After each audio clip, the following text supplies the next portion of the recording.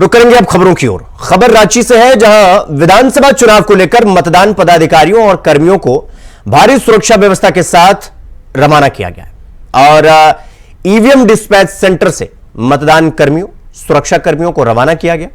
इसके साथ ही निर्वाचन आयोग के निर्देश पर चुनाव कार्य में लगे वाहनों में जीपीएस सिस्टम लगाया गया। जीपीएस सिस्टम लगे वाहनों को बूथों पर रवाना होने से लेकर बूथों तक पहुंचने और दोबारा मतदान के लिए ईवीएम लेकर लौटने तक इन वाहनों की निगरानी रखने के लिए यह व्यवस्था की गई। तो झारखंड में भी 2 चरणों में चुनाव है और आपको बता दें कि कल पहले चरण का चुनाव है 13 तारीख को और इसके बाद 20 तारीख को चुनाव, 23 को परिणाम आएंगे विधानसभा चुनाव के। और ये हम आपको तस्वीरों के जरिए दिखा रहे हैं कि विधानसभा चुनाव को लेकर चुनाव आयोग पूरी तरीके से एक्टिव हो चुका है। सुरक्षा व्यवस्था के साथ सभी मतदान कर्मियों, जो मतदान कर्मी हैं, उनकी गाड़ियां रवाना होंगी। तो इनकी निगरानी के लिए मतलब इनके हाथ में जो इंस्ट्रूमेंट है, एक तरीके से कहें कि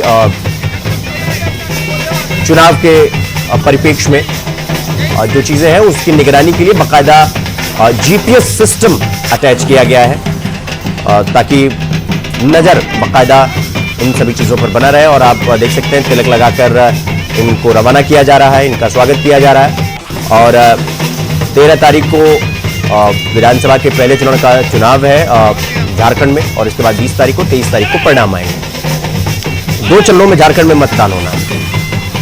तो जीपीएस सिस्टम से अटैच पूरी निगरानी, यानी कि किसी भी प्रकार की लापरवाही ना हो, इसके लिए चुनाव आयोग ने पूरी तत्परता के साथ पूरी निगरानी रखी है। और विधानसभा चुनाव के मद्देनजर ये सारी कुछ मतलब ये सारा व्यवस्था किया गया है। तो इस खबर पर हमारे साथ हमारे सहयोगी अजय पांडे हमारे साथ रांची से जुड़ गए हैं। अजय, अब चुनाव की घड़ी एकदम मुहाने पर आकर खड़ी हो गई है, क्या कुछ तैयारी किया जा रहा है, क्या इंतजाम चुनाव आयोग की तरफ से? देखिए, दो चीजें। एक तरफ तो आप कह सकते हैं कि जितने भी सियासतदान हैं जिस चुनाव के मैदान में हैं वो उनकी धड़कनें तेज होगी, जैसे कल मतदान होना और उनका भागों का फैसला भी होना, ईवीएम में बंद होना है।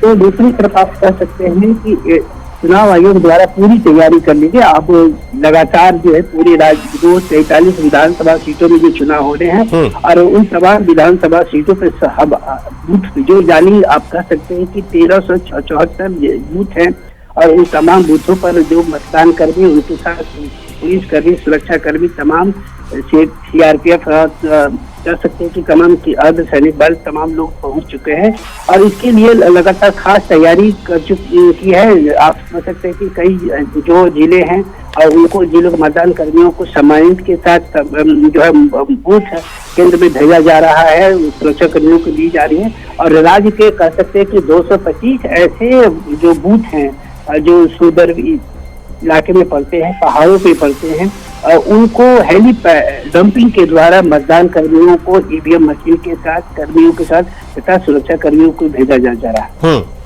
अजय, जिस तरीके से झारखंड में अब चुनाव है, अब फॉर एग्जांपल अगर हम महाराष्ट्र की बात कर लें, वहां पर तो 1 चरण में चुनाव है, क्या कुछ चुनाव आयोग को ज्यादा प्रिकॉशन रखना पड़ता है, ज्यादा निगरानी रखना पड़ता है कंपैरिजन टू महाराष्ट्र? क्योंकि झारखंड में वो 2 चरणों में चुनाव हो रहा है, लेकिन महाराष्ट्र में ज्यादा कॉन्स्टिट्यूएंसी है, लेकिन वहां पर 1 चरण में चुनाव हो रहा है। तो चुनाव आयोग को क्या कुछ ज्यादा सजगता दिखाना पड़ता है इस परिप्रेक्ष्य में?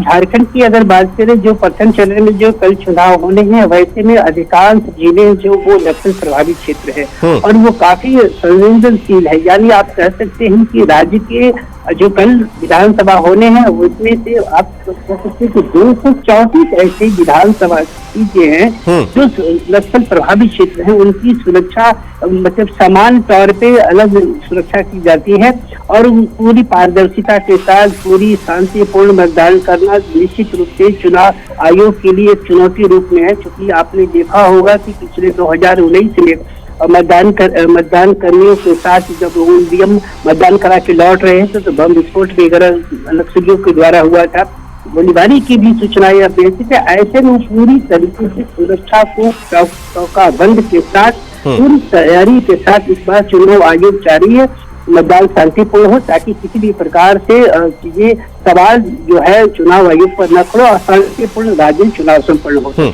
अजय, पहले चरण में कितने सीटों पर चुनाव होना है और अभी तक मतलब क्या कुछ तैयारी की गई है प्रशासन की तरफ से, अगर हम बात करें तो? देखिए, झारखंड के 43 ऐसे विधानसभा सीट हैं जो चुनाव होना है, जिसमें पूरी तैयारी कर जा चुकी है। अब लगातार जो सुरक्षा कर्मी अपने गंतव्य स्थानों पर जा रहे हैं और उनकी सुरक्षा कर्मी भी, उनके साथ दंडाधिकारी, पोलिंग रजिस्ट्रेट, सेक्टर मजिस्ट्रेट, तमाम जो कर्मी हैं वो पहुंच जा रहे हैं। अब समझ सकते हैं कि ये खास सबसे बड़ी यह बात है कि प्रथम चुनाव का ये झारखंड का, यानी अब समझ दिशा और दशा दोनों तय करेंगे। कई ऐसे दिग्गज हैं इस चुनाव के मैदान में जब तो उनका भाग्य का फैसला होना है, जिसमें कह सकते हैं कि चंपई सोरेन है, रघुवरदास की पत्नी है वो, और उनके चंपई सोरेन के पुत्र हैं। तमाम कई ऐसे नेता हैं जो बड़े दिग्गज नेता हैं, उनके भाग्यों का फैसला होना है। तो निश्चित रूप से चुनाव आयोग भी चाहती है कि शांतिपूर्ण से तरीके से चुनाव संपन्न हो और सही तरीके से चीजों को सामने जनता के बीच रखा जा सके। ठीक है अजय, बहुत बहुत धन्यवाद आपका हमसे जुड़ने के लिए। और ठीक है अजय, आप हमारे साथ बने रहिएगा, हम फिर आपका रुख करेंगे अगली खबर की ओर। आप हमारे साथ बने रहिएगा, रुख करेंगे अगली खबर की ओर। तो आपको बता दें कि झारखंड में विधानसभा चुनाव के लिए 13 नवंबर को मतदान होगा, यानी कि कल पहले चरण का। और इसके एक दिन पहले, मतलब आज की बात कर रहे हैं, राजधानी रांची समेत झारखंड के अन्य जिलों और पश्चिम बंगाल के 1.5 दर्जन ठिकानों पर ईडी ने छापेमार कार्रवाई शुरू करी है। राजधानी रांची के आधा दर्जन ठिकानों में ईडी की टीम छापेमारी कर रही है। झारखंड के अन्य जिलों में और पश्चिम बंगाल में भी यह छापेमार अभियान शुरू है। राजधानी रांची के होटल स्काईलाइन और अश्विन डायग्नोसिस सेंटर समेत अन्य ठिकानों पर ईडी की टीम सुबह से छापेमार कार्रवाई कर रही है। और ईडी के विश्वसनीय सूत्रों के अनुसार अगर बात की जाए तो राजधानी रांची के बरियातू थाना क्षेत्र से बांग्लादेशी युवतियों को पकड़ा गया। उनसे पूछताछ से में बांग्लादेश से उनके रांची में आने की जानकारी मिली थी और इसके बाद बरियातू थाने में मामला दर्ज किया गया। साथ ही बीते 16 सितंबर को ईडी ने झारखंड में बांग्लादेशी युवतियों की तस्करी और संदिग्ध घुसपैठ के मामले की जांच के लिए मनी लॉन्ड्रिंग का केस दर्ज किया था। और इसी केस में ईडी की छापेमारी चल भी रही है। जानकारी के अनुसार अभी तक रांची, पाकुड़ और पश्चिम बंगाल में ये छापेमार कार्रवाई चल रही है। तो झारखंड के कई जिलों में ईडी की छापेमारी वो लगातार देखने को मिल रही है। छापेमारी में बांग्लादेशी युवतियों को पकड़ा गया है। संदिग्ध घुसपैठ के मामले में लगातार जांच जारी है और इसीलिए लगातार बैक टू बैक ईडी जांच पड़ताल कर रही है। और अजय पांडे हमारे सहयोगी हमारे साथ लगातार बने हुए हैं। अजय, ईडी का छापा क्यों, क्या वजह है, क्या कुछ मामलात है, विस्तार से बताइए। देखिए, ये कह सकते हैं कि बांग्लादेशी घुसपैठियों को लेकर के लगातार जो है झारखंड जलता रहा और ऐसे में बीजेपी जो है लगातार इसको मुखर आवाज सियासत के मैदान के साथ साथ तमाम हाईकोर्ट तक भी ये मामला पहुंचा हुआ। हाँ। और इस समय सब सकते हैं कि पिछले दिनों जो है पुलिस ने बरियातू से 6 युवतियों को पकड़ा था और संदेह में पूछताछ करने के बाद सारी युवतियां जो है वो बांग्लादेश से आई थी। और वो किस तरीके से आई ये पूरी तरीके से जब पुलिस नहीं छानबीन का, तो वैसे में जो है ईडी जो है वो अपने बांग्लादेशी को अंडरटेक लिया और अपना टेक ओवर करने के बाद उन तमाम युवतियों से पूछताछ की गई, उनकी पहचान पत्र की जांच की गई। जांच करने के बाद ये पता लगा कि सारे के सारे वो बांग्लादेशी से हैं, कुछ ढाका से हैं और कुछ उन जिले बांग्लादेशी के कुछ उन जिलों से हैं। इसके बाद वो जो तक की सूझ कर सकते हैं ईडी को वो पड़ी और इसके साथ वो मनी लॉन्ड्रिंग का भी मामला, क्योंकि वो आई कहती तमाम चीजों को जानकारी लेने के लिए हासिल करके लगातार पूछताछ कर रही है। आपने देखा होगा कि हाईकोर्ट ने इसको लेकर के सख्त जो है कार्रवाई की है। सुप्रीम कोर्ट ने भी अजय सुप्रीम कोर्ट से लेकर हाई कोर्ट तक लगातार झारखंड में बांग्लादेश घुसपैठ को लेकर बड़ी मुखरता से कोर्ट बोल चुके हैं, लेकिन वो दूसरी बात है कि झारखंड मुक्ति मोर्चा की सरकार आज भी नहीं मानती ये चीज की झारखंड में घुसपैठ जैसा कुछ भी है। सवाल ये है कि ये जो कार्रवाई की जा रही है ये किस परिप्रेक्ष्य में किया जा रहा है? ये जो बांग्लादेशी घुसपैठियों को पकड़ा जा रहा है या जो जिन युवतियों का जिक्र आप कर रहे हैं उनको पकड़ा जा रहा है, एज अ वोटर कार्रवाई कर रही है ईडी या मनी लॉन्ड्रिंग का भी केस है? क्या कुछ पूरा मामला थोड़ा वो क्लियर हो जाए हमारे दर्शकों के लिए तो वो ज्यादा अच्छा रहेगा। देखिए, ये सबसे बड़ी बात है कि जो पिछले दिनों जो बांग्लादेशी युवतियां पकड़ाई थी उस तमाम उनके तार लेकर के जो पूछताछ के बाद उनके तार से पूछताछ वो कैसे है बांग्लादेश से भारत में कैसे प्रवेश हुआ, किन किन जिलों में हो गई और वो कहाँ उनका नेटवर्क यानी पूरी उनकी नेटवर्क कहाँ कहाँ काम कर रहा है, उन तमाम पूछताछ के बाद आज जो है राज्य के झारखंड के समेत बंगाल, पश्चिम बंगाल के कई जगह 17 जगह ठिकानों पर पूछताछ की गई है। आप समझ सकते हैं कि उन युवतियों का इस्तेमाल ये व्यापार से लेकर के होटलों में सारी सुविधाएं को लेकर के और उनकी साफ सफाई को लेकर के भी काम करने को लेकर के सामने बातें आ रही है। लेकिन इन सभी तमाम चीजों को वो लाने की नेक्सस कौन काम कर रहा है? कहीं राज्य को सुरक्षा को सेल लगाने की कोशिश तो नहीं की जा रही इनके माध्यम से, क्योंकि पुरुषों के बनिष्ठ जो है संदेह की जो बातें हैं। ठीक है अजय, बहुत बहुत धन्यवाद आपका हमसे जुड़ने के लिए और खबर पर जानकारी हमारे साथ साझा करने के लिए। तो इस वक्त ईडी की लगातार छापेमारी की जा रही है मनी लॉन्ड्रिंग और पूरे नेक्सस का भंडाफोड़ करने के लिए। और आपको बता दें कि झारखंड में विधानसभा चुनाव है, इसलिए और भी लगातार कार्रवाई देखने को मिल रही है। रुक करेंगे अगली खबर की ओर। प्रधानमंत्री मोदी महाराष्ट्र के दौरे पर है और महाराष्ट्र के चिमूर में प्रधानमंत्री मोदी ने यह कहा कि आज मैं आपको कांग्रेस और उसके साथियों की एक बड़ी साजिश से सावधान करने आया। हमारे देश में आदिवासी समाज की जनसंख्या करीब 10% के आसपास है। कांग्रेस अब आदिवासी समाज को जातियों में बांटकर कमजोर करना चाहती है। कांग्रेस चाहती है कि हमारे आदिवासी भाई एसटी के रूप में यानी शेड्यूल्ड ट्राइब के रूप में अपनी पहचान खो दें। उनकी ताकत से उनकी जो पहचान बनी है वो बिखर जाए।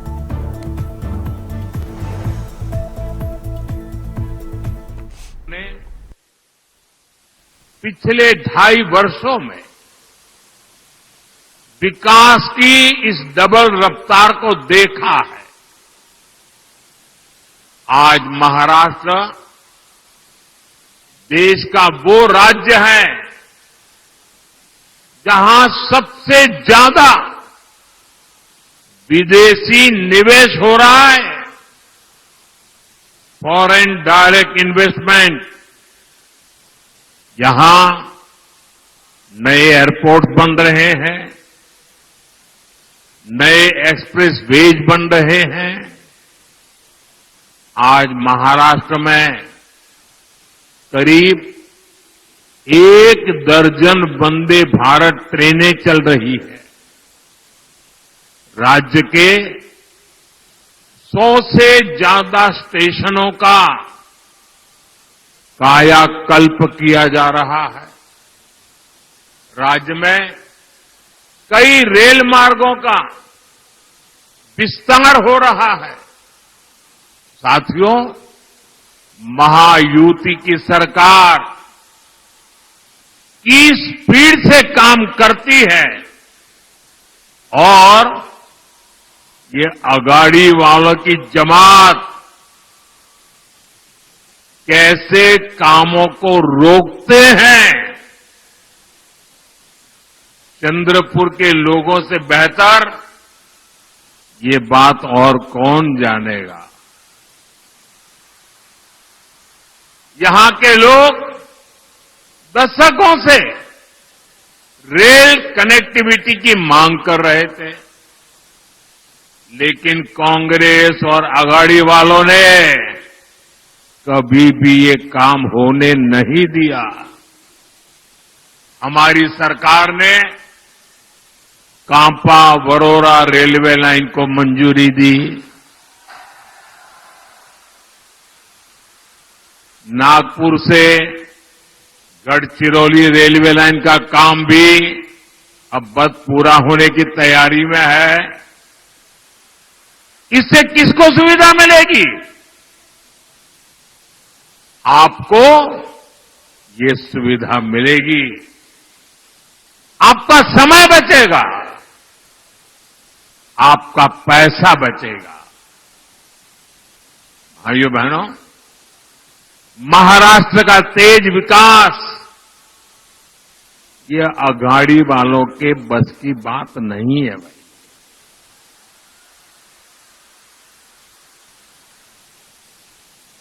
अघाड़ी वालों ने केवल विकास पर ब्रेक लगाने में पीएचडी कर दी है। कामों को अटकाना, लटकाना और भटकाना, ये कांग्रेस वाले तो इसमें डबल पीएचडी है, एक्सपर्ट है। 2.5 साल में इन्होंने मेट्रो से लेकर वाटवण पोर्ट और समृद्धि महामार्ग तक हर विकास परियोजनाओं को रोकने का काम किया। इसलिए याद रखिएगा, आघाड़िया ने भ्रष्टाचार के सबसे बड़े खिलाड़ी आप इन्हें दोबारा लूट का लाइसेंस मिलने देंगे क्या? जरा पूरी ताकत से बताइए, मिलने देंगे क्या? लूट करने देंगे क्या? खजाना भरने देंगे क्या?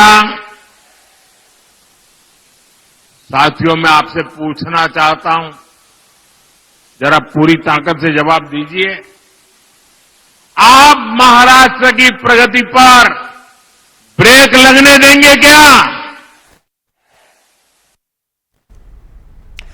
तो रुक करेंगे अगली खबर की ओर। झरिया से भाजपा प्रत्याशी रागिनी सिंह के पक्ष में चुनाव प्रचार करते हुए गृह मंत्री अमित शाह ने कहा कि आपका एक वोट झारखंड के भविष्य को तय करेगा। करोड़पति झारखंड मुक्ति मोर्चा की सरकार चाहिए या खुद को लखपति बनाने वाली सरकार? उनकी सरकार बनी तो वो लूटने वालों को उल्टा लटकाकर सीधा कर देंगे। गृह मंत्री अमित शाह ने यह आरोप लगाया कि कांग्रेस और झारखंड मुक्ति मोर्चा ने मनरेगा, खनन, भूमि, शराब, सेना की जमीन का घोटाला किया और ये घोटाले वाली ही सरकार यानी कि झारखंड मुक्ति मोर्चा की सरकार को उन्होंने कहा कि भाजपा की सरकार बनी तो किसी भी हालत में मुस्लिम आरक्षण लागू नहीं किया जाएगा। यहां तक कि राहुल गांधी की चौथी पीढ़ी भी धारा 370 समाप्त नहीं कर सकती।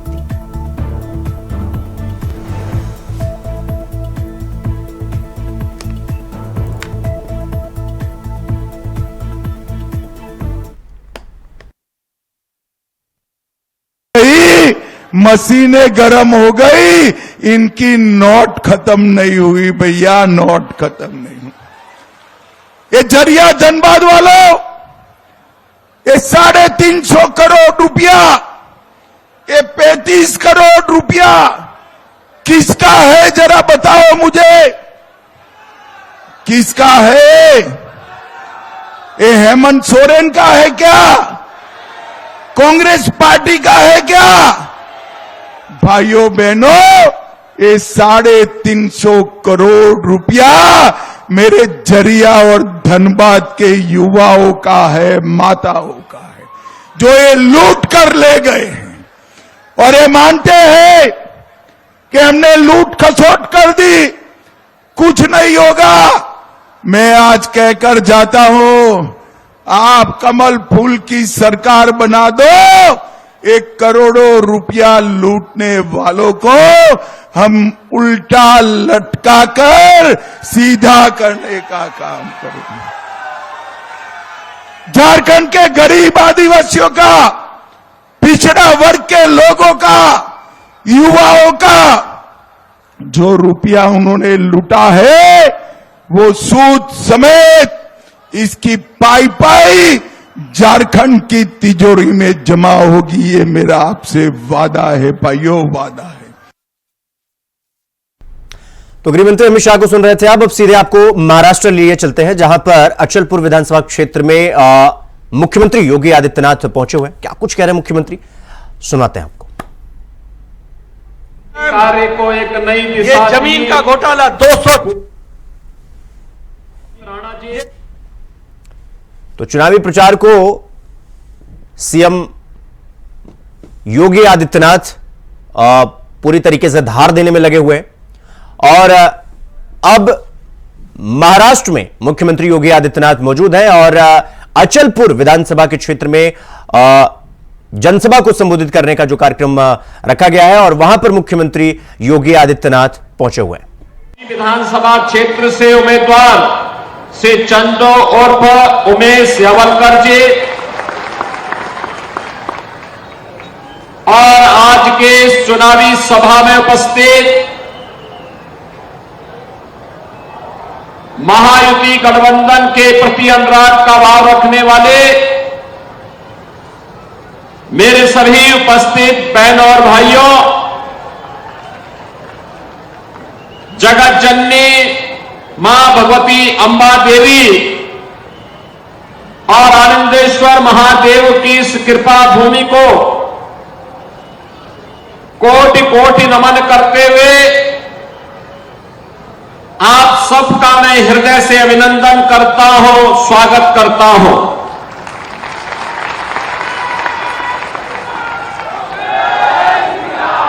बहनों और भाइयों, महाराष्ट्र की भूमि पूरे भारत के लिए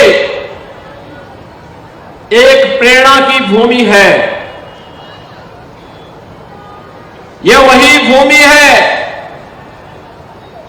जिसने जन जन के मन में